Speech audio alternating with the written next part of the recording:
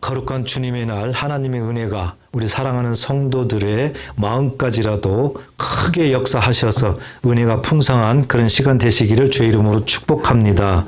우리가 잘 아는 것처럼 또 장로님이 기도한 것처럼 이 튀르키예와 시리아에 대지진이 일어나서 엄청난 그런 재앙이 임했습니다. 그래서 사망자가 지금까지 2만 5천 명이 넘는다고 이렇게 보도가 되고 있습니다. 문제는 아직까지 매몰되어 있는 사람들이 많다는 거죠. 그렇게 된다면 사상자가 얼마나 더 나올지 모르게 되는 것입니다. 여기저기에서 그 가족들의 그 슬픔, 그 통곡 소리가 하늘을 찌르는 것 같습니다. 그 부르짖는 소리가 끊임없이 나오게 되고 있습니다. 또 온 세계적으로도 많은 그런 재앙들이 일어나고 있어서 여기저기에서 끊임없이 그런 소리가 많이 들려오게 됩니다. 우리의 모습도 우리는 긴장해야 됩니다. 나는 안전할까? 우리 나라는 안전할까? 그렇지 않습니다. 앞으로는 무슨 일이 일어날지 모르는 그런 시대가 온 것입니다. 이런 현실에서 우리가 오늘 한 가지 마음에 담아야 되는 것은 정말 부르짖음에 대해서 깊이 생각을 좀 했으면 좋겠습니다. 여기저기에서 일어나는 그런 부르짖음, 또 각자에게 또 하나님을 향해서 나타나는 어떤 그런 소리들, 이런 것들을 우리가 생각하면서 부르짖는다는 것이 성경적으로 어떤 의미를 더욱더 가지고 있는가, 이런 부분들을 오늘 이 시간에 잘 깨달으시기 바랍니다. 그래야 하나님 앞에 기쁨이 일어나기를 축복합니다. 먼저 이 부르짖는다 이 생각을 한다면, 물론 히브리어로는 카라라는 단어인데요. 국어 사전에 보면은 이렇게 기록되어 있습니다. 큰 기쁨이나 슬픔, 고통 따위에 격한 감정을 억누르지 못하여 소리 높여 크게 말하다. 이렇게 기록이 되어 있습니다. 그렇습니다. 우리가 잘 알고 있는 것처럼 이 부르짖는다는 것은 바로 그런 것이죠. 정말 어떤 그 슬픔, 고통, 이런 감정을 억누르지 못하고 큰 소리로 높여서 말하는 것. 이런 것들을 우리는 부르짖는다. 이렇게 말을 하게 되는 거죠. 그래서 우리가 신앙생활 할 때도 기도할 때 보면은 막 쥐야 하고 삼창하고 기도를 하게 되죠. 이것도 부르짖는다. 이런 것을 우리가 생각할 수 있어요. 그리고 성경에서도 보면은 이 부르짖는 그런 하나님의 사람들이 많이 있습니다. 이 구약 성경에 보면은 우리가 잘 알고 있는 에서를 생각해 보십시오. 에서는 야곱과 형제지요. 에서와 야곱의 아버지는 이삭이지요. 이렇게 족보를 따지면은 좀 자꾸 헷갈리죠, 그죠? 그런데 이삭이 이제 나이가 많아서 이제 죽을 때가 됐습니다. 그때 이삭이 자식들에게 이제 축복을 하기 위해서 맛있는 음식을 만들어 오라고 그러죠. 누구한테 그럽니까? 에서한테 그래요. 장자의 축복권이 있기 때문에. 그래서 에서가 이 사냥을 좋아하니까 산에 가서 이제 사냥을 해가지고 맛있는 음식을 만들려고 합니다. 근데 그 사이에 어머니가 이제 야곱을 불러가지고 야곱을 통해서 빨리 음식을 어머니가 만들어줘가지고 자기 아버지한테 갖다 주게 해서 야곱이 축복을 받게 만드는 거예요. 그러니까는 속인 거죠. 그래서 이 이삭이 나이가 많이 들다 보니까 이게 분별력이 잘 없어요. 그래서 목소리는 이게 이 야곱인데 또 이게 손을 만져보니까 또 털이 복실복실하게 또 에서란 말이에요. 그러니까 이제 딱 분별이 안 되니까는 에라이 모르겠다 하고 이제 축복을 한 겁니다. 그래서 이 야곱에게 축복을 했는데 이삭은 사실 에서인 것처럼 착각을 하고 축복을 한 거죠. 자, 이렇게 난 이후에 에서가 맛있는 음식을 사냥해가지고 자기 아버지한테 가지고 온 거예요. 그래서 아버지 잡수세요. 잡수세요 했더니 조금 전에 먹었잖아요. 너는 누구냐. 자, 그때부터 문제가 생기면서 이게 야곱이 또 뺏어갔구나.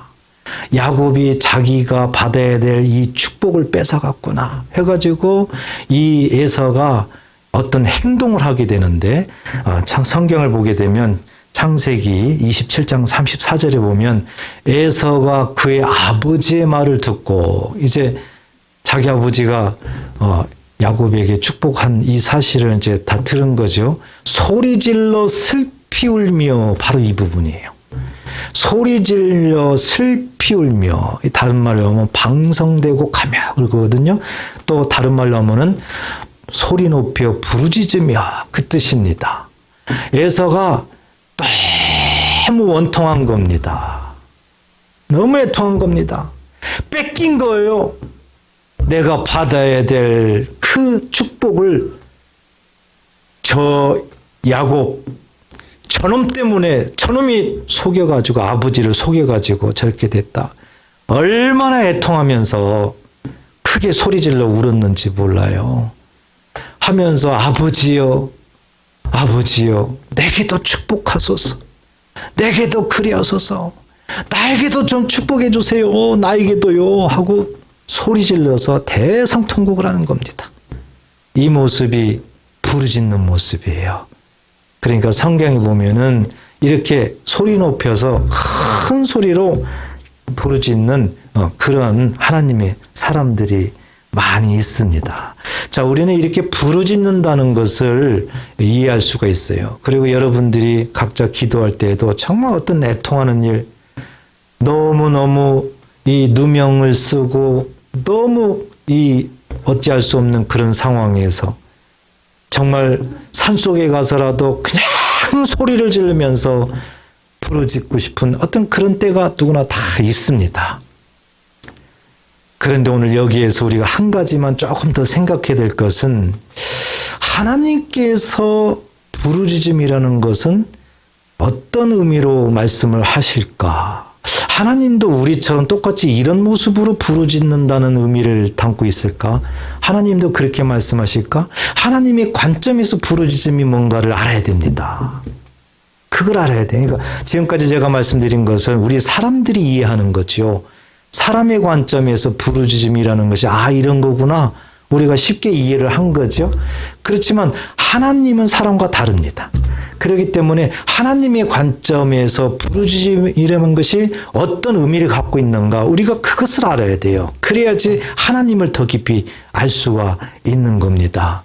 성경을 통해서 우리가 한번 살펴본다면 이제 아브라함 때입니다.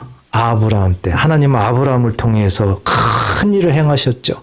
아브라함이 복의 근원이 되게 해서 자자손손 하늘의 복을 주셨습니다. 그런데 그 당시에 굉장히 하나님 보시기에 악한 일들이 너무 많았어요. 하나님을 알지도 못하고 우상을 섬기면서 악행을 저질렀던 그런 시대입니다. 특히 우리가 잘 알고 있는 소돔과 고모라를 보십시오. 완전히 퇴폐하고요. 정말 하나님의 그 진노가 극에 달해 있습니다. 그런데 하나님이 소돔과 고모라를 어떻게 바로 멸망시키고 이런 것이 아니라 아브라함에게 먼저 알려줍니다. 아브라함에게. 그리고 소돔과 고모라가 멸망당해야 되는 이유, 이런 것들 아브라함에게 다 먼저 가르쳐 줍니다. 창세기 18장 20절에 보면 여호와께서 또 이르시되, 아브라함에게 말하고 있는 거예요. 소돔과 고모라에 대한 부르짖음이 크고 그 죄악이 심히 무거우니. 소돔과 고모라는 하나님을 믿는 그런 사람들이 아니에요. 그러니까 하나님과 상관없는 사람들에 대해서 얘기하고 있는 거예요. 소돔과 고모라에 대한 부르짖음이 크고 그 죄악이 심히 무거우니. 여러분 한번 생각해 보세요. 하나님을 믿지 않는 그런 백성들인데 하나님 앞에 부르짖는다? 말이 됩니까 안 됩니까? 되질 않죠. 하나님을 모르는데 어떻게 하나님 앞에 부르짖어요? 그런데 하나님은 부르짖는다 이렇게 말씀하고 있어요. 왜 부르짖는다고 말씀하실까? 크고 그 죄악이 심히 무거우니. 죄를 말하고 있군요. 죄가 너무 심하다, 무겁다 이렇게 말씀을 하고 있습니다. 그래서 21절에 보니까 그래서 내가 이제 내려가서 그 모든 행한 것이 과연 내게 들린 부르짖음과 같은지 그랬어요. 소돔과 고모라 백성들은 하나님을 믿지 않는다니까요. 그런데 어떻게 하나님 앞에 기도를 해요? 어떻게 하나님 앞에 호소를 합니까? 하나님 앞에 어떻게 부르짖습니까? 말이 안 되는데 하나님은 부르짖는다 이렇게 말씀을 하고 있어요.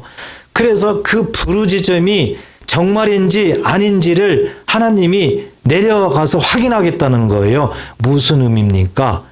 심판하시겠다는 의미예요. 심판하시겠다.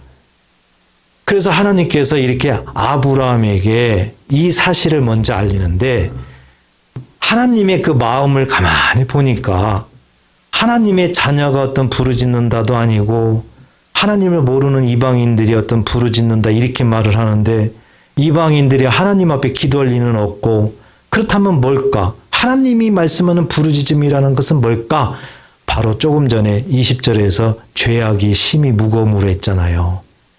바로 하나님을 모르는 그 백성들이 하나님 앞에 죄를 범하는 거, 아주 악한 일을 하는 거, 아주 삶에 그 악행을 함으로 말미암아 그 당하는 자들이 거기에 대해서 한탄하며 애통하고 뭐 누명을 써서 한탄하고 애통하고 여러 가지 막 섞였을 거 아닙니까? 이 자체를 하나님은 하나님께 부르짖고 있다고 말씀하고 있는 겁니다. 그러니까 막 하나님의 백성들이 하나님을 향해서 막 기도하고 애통하면서 통곡하고 이 자체만 하나님은 부르짖는다고 하는 것이 아니라 하나님을 모르는 백성들, 오늘날로 보면은 예수 안 믿는 그런 사람들이 세상에 살면서 너무 죄를 많이 저지르고 너무 나쁜 짓을 많이 하고 너무 사람에게 누명을 씌우고 그로 인해서 그 피해당하는 사람들이 엄청난 그런 어려움을 당하고 이런 모습들, 이 자체를 하나님은 하나님께 부르짖고 있다고 하나님께서 말씀하시는 줄 꼭 믿으시기 바랍니다. 그렇다면 이제 하나님의 백성들은 어떨까요? 하나님의 백성들에 대해서는 우리가 출애굽을 잘 압니다. 이스라엘 백성들이 이제 애굽에서 40년 이상 삶을 살았습니다. 그런데 처음에 요셉 때는 요셉이 총리가 되고 있을 때는 너무 대우를 잘 받고 좋았습니다. 그렇지만 요셉이 죽고 난 이후에 시간이 흐르니까 애굽 왕들이 이스라엘 백성들을 참 핍박을 많이 합니다. 고통을 많이 줍니다.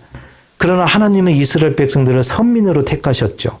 그리고 이스라엘 백성들을 그 애굽에서도 하나님이 그들을 지키시고 보호하시고 양육하셨어요. 생육하고 번성하게 하셨습니다.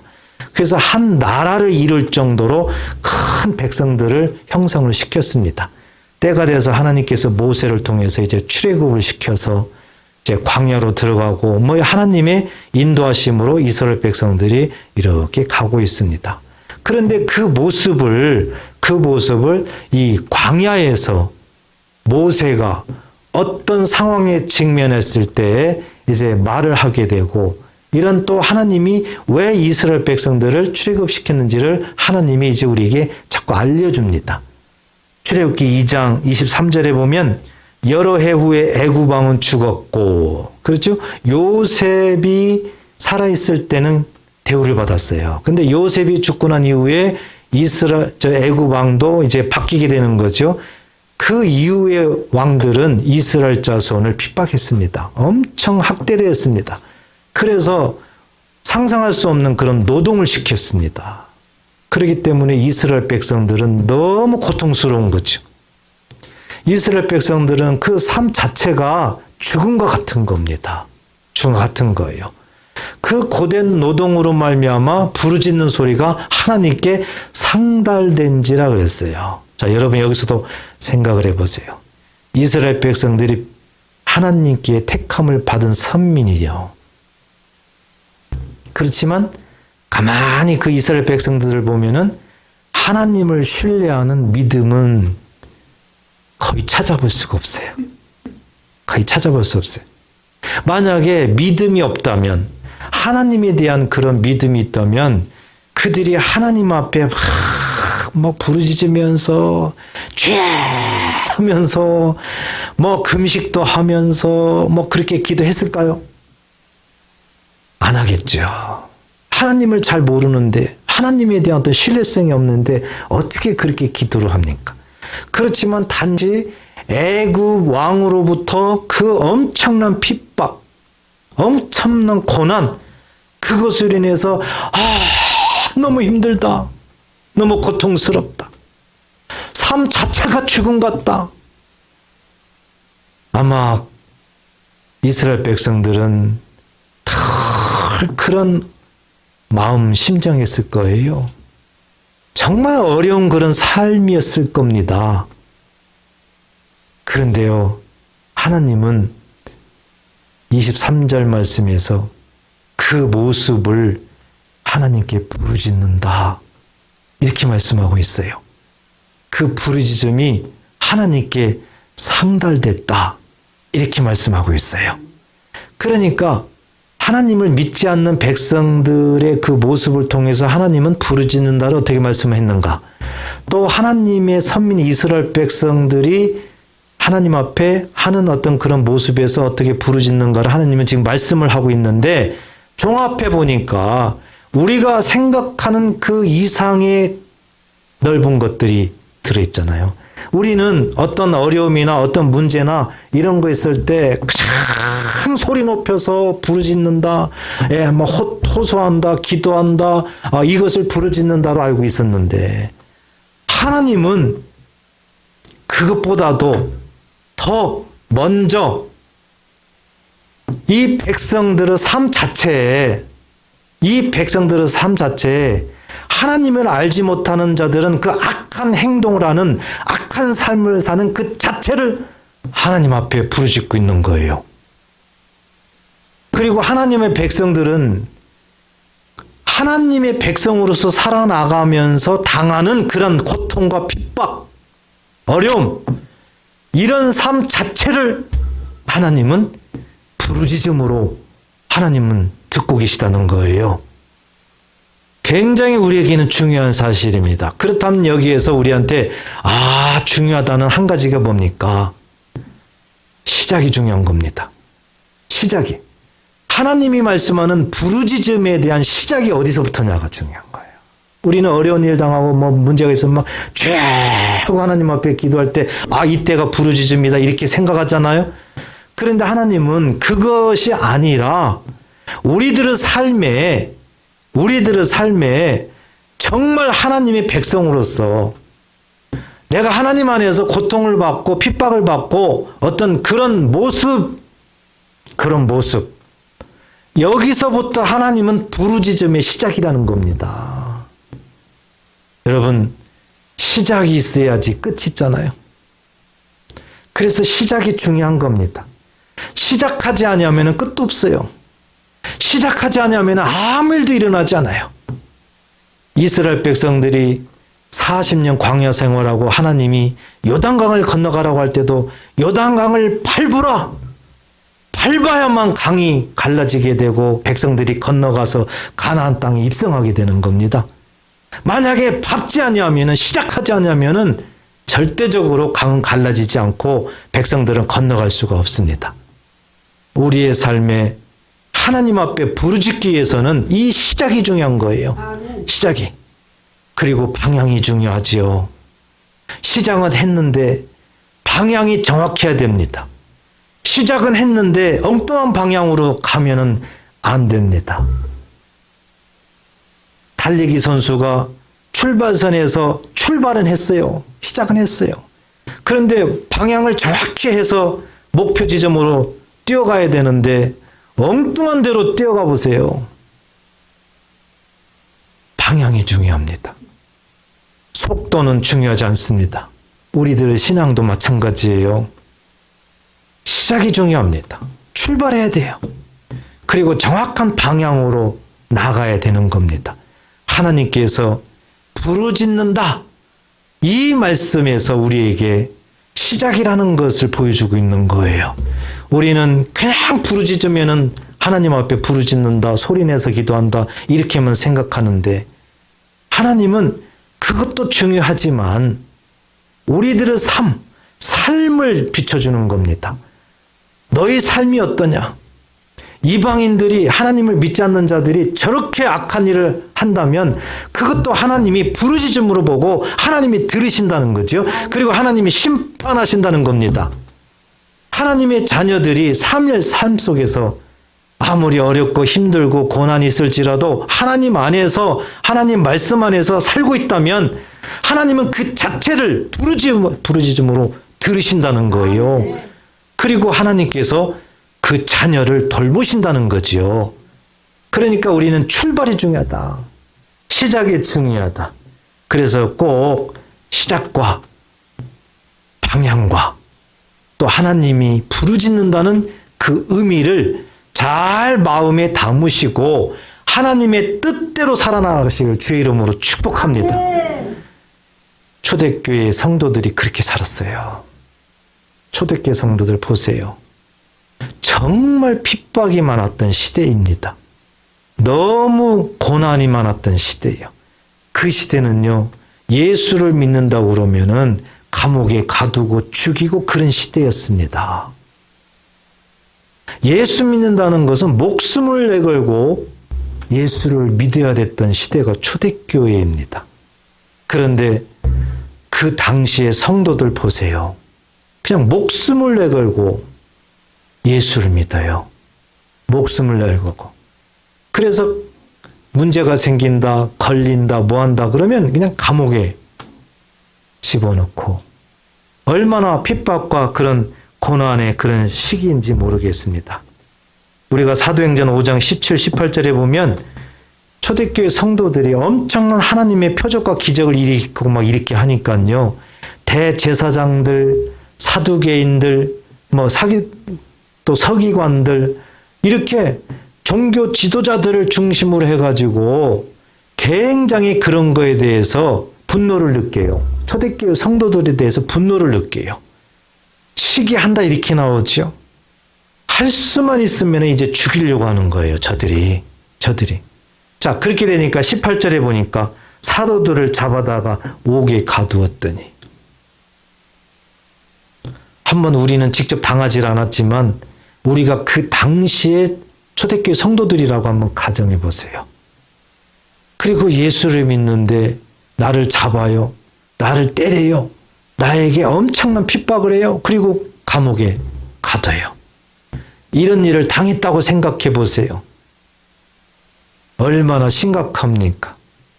얼마나 마음속에도 두려움도 많이 있을 거예요. 그런데 하나님은 이렇게 사도들이, 초대교회 성도들이 예수님을 증거하다가 하나님의 나라를 위해서 이렇게 삶을 살다가 악한 자들에 의해 가지고 하나님을 믿는다고 하는 그 유대인들에 의해 가지고 저렇게 핍박과 고난을 받으면서 감옥까지도 들어가는 이 모습을 보고 하나님은 하나님께 부르짖고 있다고 하나님께서 말하고 있는 줄 믿으시기 바랍니다. 그 초대교회 성도들이 그냥 핍박받고 고난받고 이 자체를 하나님은 하나님께 부르짖고 있다. 하나님이 이렇게 보시는 거예요. 더 구체적으로 스데반을 보세요. 사도행전 7장 보면 스데반이 설교를 쭉 하죠. 유대인들이 그 소리를 다 듣습니다. 유대인들이 한 가지 잘하는 건요, 설교를 하면은 다 들어요. 중간에 탁 끊어가지고 그거 안 해요. 다 듣습니다. 들어요. 그리고 나서 그들이 이제 행동을 취하게 되는 거예요. 그런데 스데반을 죽이려고 하는 겁니다. 스데반의 그 설교를 듣고 마음에 그냥 분노를 일으키는 거예요. 분노를. 그러니까 하나님께 복받지 못할 자의 모습은 이래요. 하나님 말씀을 들으면 그 말씀이 아멘, 아멘 이게 아니라 이 속에서 분노가 일어나요. 이 속에서 막 다른 생각이 들어요. 그리고 이 속에서 막 싸우고 싶어요. 이 속에서 막 비판하고 싶어요. 이 속에서 막 따지고 싶어요. 이런 생각이 들어가고 이런 마음이 들어가면 유대인들과 같은 거예요. 이런 자들은 복 받을 생각을 할 수가 없어요. 하나님께서 대신 엄청난 어려움과 고난과 심판이 준비되어 있는 그런 모습입니다. 유대인들이 스데반이 설교하니까 감사하고 기쁘고 뭐 이래야 되는데 분노가 일어나가지고 스데반을 막 죽이려고 하는 겁니다. 그렇게 되니까 사도행전 7장 57절에 보니까 그들이 큰 소리를 지르며 귀를 막고 일제히 그에게 달려들어. 유대인들이잖아요. 스데반의 설교를 듣고 큰 소리로 막 지르면서 귀를 막고 일제히 그에게 달려들어. 얼마나 악한 모습이에요. 58절 보니까 성 밖으로 내치며 밖으로 쫓아내는 거예요. 그런데 거기에서 끝나는 것이 아니라 뭐였어요? 돌로 쳤어요. 얼마나 악한 일을 해요. 얼마나 악한 일을 해요. 증인들이 옷을 벗어 사울이라는 청년을 발 앞에 두니라. 여러분, 싸움할 때 시작하기 전에 가만히 이렇게 보면은 뭘 벗어요? 우퉁 벗죠, 우퉁 벗어. 그 모습이라니까요. 이 스데반을 내가 돌로 쳐 죽여야 되겠다. 내 저놈 안 되겠다. 이렇게 되니까 옷을 벗는 겁니다. 이 행동을 하는 거예요. 자기의 굳건한 의지를 보여주고 있는 거예요. 얼마나 악해요. 그런데 하나님은 이 모습을 하나님께 부르짖고 있다. 그 악한 자의 행동을 하나님께 부르짖고 있다. 그리고 스데반, 하나님의 말씀을 증언하고 하나님의 뜻을 이루기 위해서 저렇게 핍박과 고난과 그 죽음 직전에 가고 있는 그 모습을 보고 하나님은 스데반이 나에게 부르짖고 있다. 하나님이 이렇게 보시는 거예요. 눈만 감고 뭐 죄 한다고 해서 부르짖고 너무 우리는 좁은 소견으로 이해를 하고 있습니다. 세상의 관점으로만 우리는 생각하고 있습니다. 그런데 하나님께서 부르짖는다. 그 의미는 오늘 초대교회 성도들을 보고 스데반을 보니까 예수를 믿으면서 많은 예수 믿는 것 때문에 고난과 핍박과 어려움이 오게 되어 있는데 그 상황 속에서도 예수 안에서 꿋꿋하게 하나님을 배반하지 아니하고 믿음이 온전케 하시는 예수만을 바라보면서 끊임없이 그 삶을 펼쳐나가니까 하나님은 그 자체를 하나님께 부르짖는다. 하나님께서 인정을 하시는 겁니다, 여러분. 우리의 삶도 마찬가지라는 거예요. 우리의 신앙도 마찬가지라는 거예요. 비록 어려운 모습들이 너무 많습니다. 알지 못하는 일들이 너무 많이 일어나요.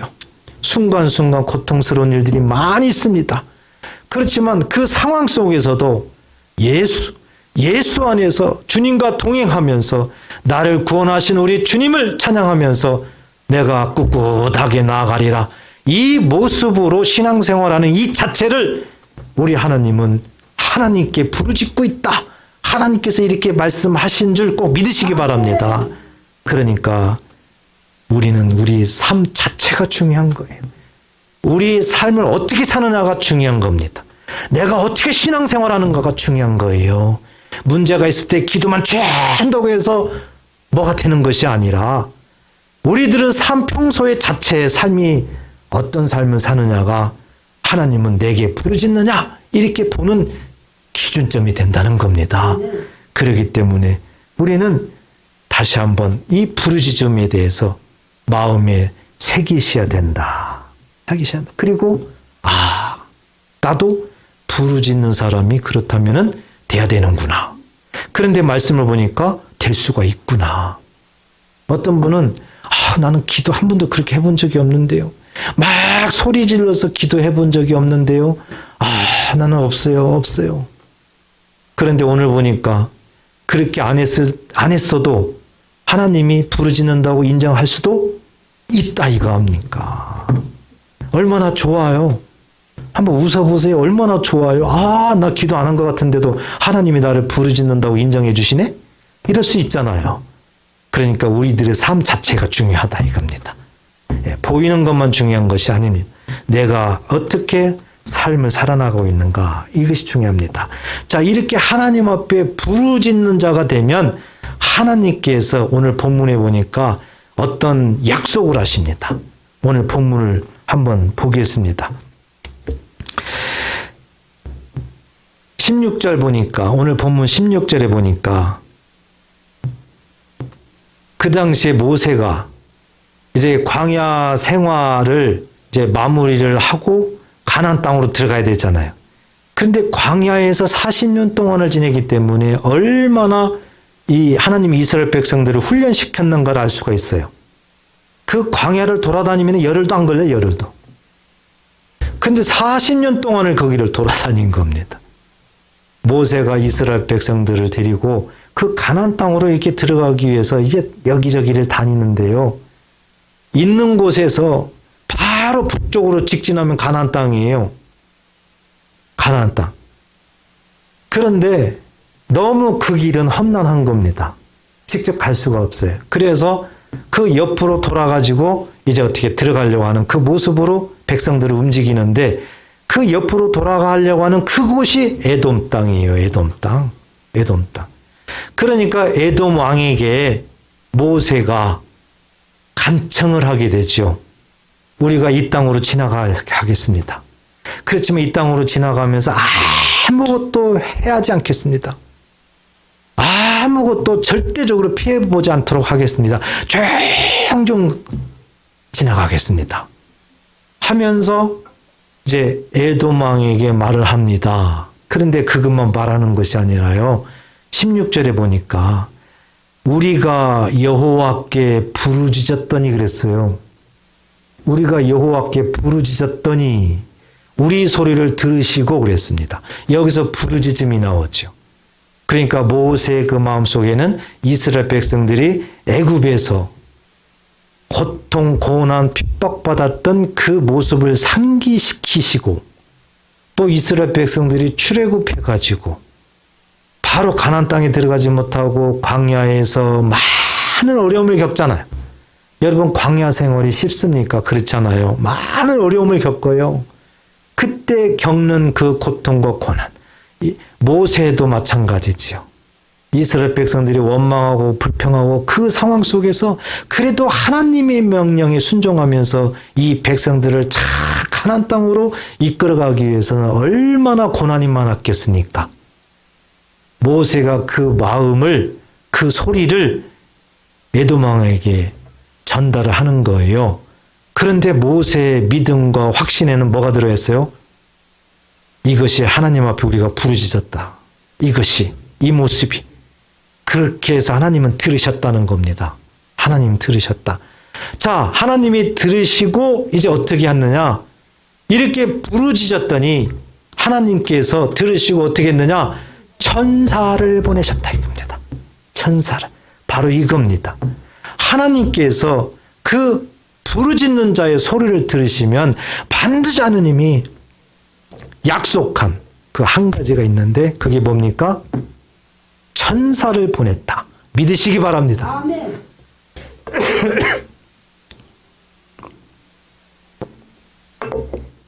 여러분, 천사가 얼마나 중요한지를 알았으면 좋겠어요. 그냥 성탄절 때, 크리스마스 추리에 이렇게 천사가 달려있고 뭐하고 그러니까 어떤 그런 생각만 하면 전혀 천사에 대해서 모릅니다. 그런데 분명히 하나님께서 부르짖는 자에게는 하나님이 들으시고 반드시 천사를 보내신다는 거예요. 왜 보내요? 애굽으로 인도하셨나이다 그랬잖아요. 하나님께서 천사를 보내서 도우신다는 겁니다. 구원하신다는 거죠. 하나님께서 천사를 통해서 그 부르짖는 자에게 하나님의 놀라운 은혜를 입혀주신다는 겁니다.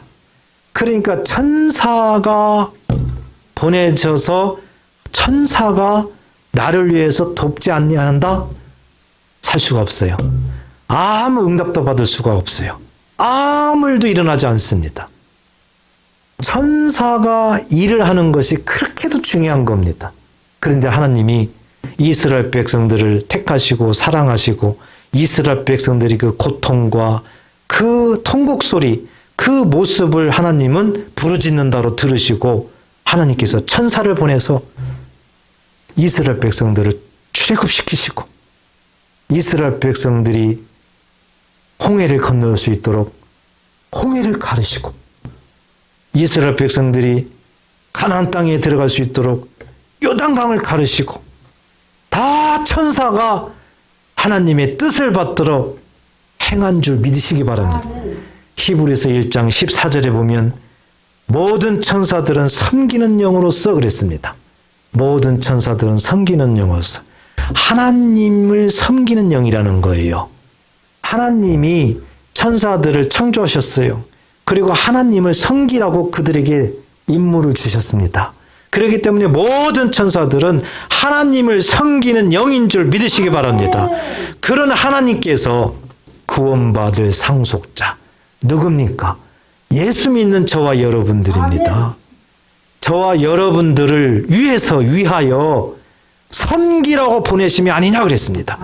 오늘 본문인 것처럼 이스라엘 백성들에게 천사를 보내가지고 가나안 땅으로 이끌어가는 그 모습과 동일하게 하나님을 섬기는 천사들을 하나님이 예수 믿는 자들에게 보내서 예수 믿는 자들의 삶을 도우라, 지켜라, 구원해내라, 치료하라, 회복되라 하나님께서 명령하셔서 그 천사들이 하나님의 말씀에 순종해서 지금 우리들에게 보내 있다는 겁니다. 그렇기 때문에 우리가 이 사실을 믿어야 되고, 더 중요한 것은 천사들의 도움을 받기 위해서는 우리가 어떤 사람이 되어야 된다는 겁니까? 부르짖는 자가 되어야 된다는 겁니다. 부르짖는 자. 부르짖는 자가 되지 않냐면은 그림의 떡이에요. 아무 일도 안 일어나요. 아무리 내가 어려울 때 그냥 하나님 앞에 부르짖는다? 아무 일도 안 일어납니다. 그냥 허공에다가 소리 지르는 거하고 똑같아요. 그렇지만 내 삶이 먼저, 내 삶 자체가 먼저 하나님이 보셨을 때 부르짖는 자의 모습이 된다면 하나님은 약속대로 천사를 통해서 우리를 위경에서 벗어나게 하시고 우리의 모든 문제를 해결하시고 우리의 모든 질병에서 치료하시고 하나님께서 우리의 삶을 이끌어 가시는 줄 믿으시기 바랍니다. 그러면 지금까지 우리가 이렇게 하나님 말씀을 본 것을 가만히 한번 생각해 보세요. 우리가 올해 들어서 하나님이 주신 말씀이 뭡니까? 깨있으라죠. 그래서 마태복음 24장에 보니까 열처녀 비유를 했죠. 그래서 열처녀 보니까는 등과 기름이 다 준비되어 있어야 된다고 그랬습니다. 이런 자들이 깨있다는 그런 모습이었습니다. 계시록에서는 이런 모습이 세마포 옷을 입는다고 그랬어요. 세마포 옷은 착한 행실이라고 그랬어요. 기억하시죠? 아멘.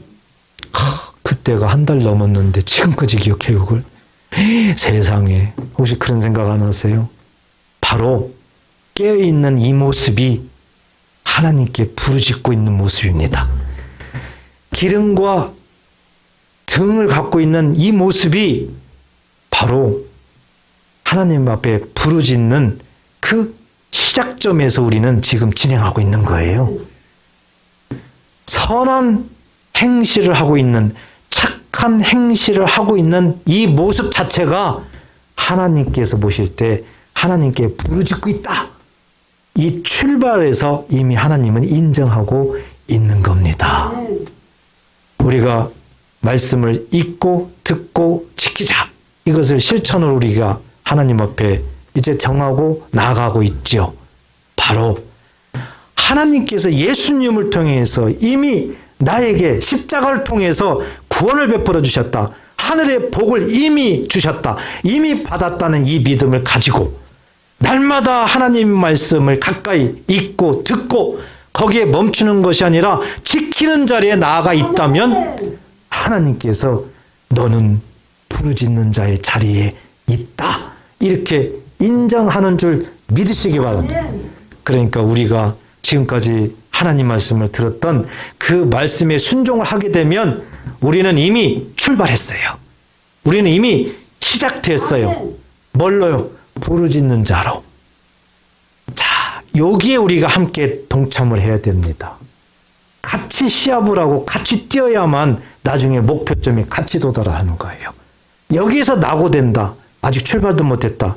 그러면 계속 낙오가 되고 나중에는 끝까지 같이 갈 수가 없는 거지요. 그래서 부르짖는 자가 된다는 것은 너무 중요한데 하나님은 누구나 다 부르짖는 자가 될 수 있도록 환경을 열어놓으셨다. 이 사실을 믿으시고 꼭 부르짖는 자가 되시기를 주의 이름으로 축복합니다. 기도하겠습니다. 하나님 아버지 감사합니다.